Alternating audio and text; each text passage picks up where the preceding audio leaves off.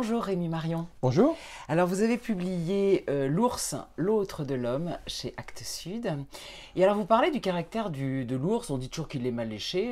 En fait pas du tout, d'après ce que vous dites. Enfin il y a toutes sortes de caractères, mais il peut être joueur, délicat.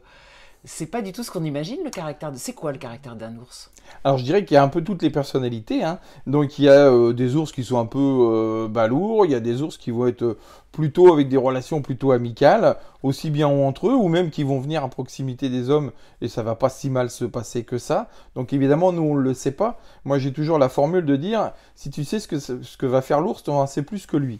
Hein, donc ça veut dire qu'il ne faut pas non plus chercher à se projeter ou à projeter notre réalité sur celle de l'ours. Lui, il a sa vision des choses et en fonction de son passé, de son éducation aussi, parce que l'éducation chez les ours est très très importante, eh bien il va avoir un caractère. Et donc il y a des ours qui vont être très timides, qui vont avoir peur de la moindre, même un oiseau, un corbeau qui va crier plus qu'un autre. J'ai même vu des ours sursauter quand il y a les coups de tonnerre. Donc ils sont très timides et tout ça. Et puis il y en a d'autres qui vont venir vous voir de façon un peu arrogante comme ça, un petit peu se dire bon bah tu veux qu'on discute. Mais bon, en règle générale, on peut vraiment être dans des zones où il y a des ours, en particulier quand il y a beaucoup de nourriture. Les ours, ils ont autre chose à faire que de s'intéresser aux hommes. Et ils sont très pragmatiques, c'est surtout ça. C'est-à-dire qu'ils vont devenir peut-être un petit peu gênants pour les hommes, voire agressifs, s'ils pensent qu'on peut être une proie potentielle pour eux. Mais ce qui est chez l'ours brun, très rare. Alors justement, vous dites qu'ils sont pragmatiques, on voit qu'ils sont joueurs, gourmands, vous expliquez qu'ils bossent ce qu'il faut, mais une fois qu'ils ont bien mangé, ben, ils prennent la vie telle qu'elle vient. Est-ce que finalement, ils n'ont pas un côté sage et est-ce qu'ils n'ont pas des leçons à nous donner finalement sur la façon de prendre la vie? Alors moi j'avais même écrit quelque chose comme ça, les 12 leçons de l'ours, parce que justement les ours, en particulier quand il y a beaucoup de nourriture, eh bien ils vont partager. Alors que d'habitude ils sont plutôt solitaires parce que bah, il n'y a pas tant à manger que ça. Et une fois qu'ils ont ce qu'il faut, ben, ils vont faire la sieste le temps qu'il faut. Par exemple dans les zones à saumon, eh bien, ils vont manger 40-50 kilos de saumon qui est facile à attraper, puis après ils vont dormir, et parfois les uns à côté des autres.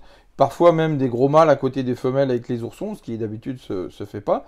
Mais là, quand il y a suffisamment à manger, on partage.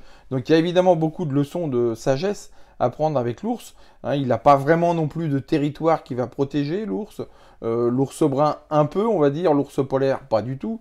Donc ce sont des animaux qui prennent ce qui vient. Une fois qu'ils ont leur content, bah, on va essayer de socialiser peut-être avec les autres. Mais je trouve ça plutôt intéressant.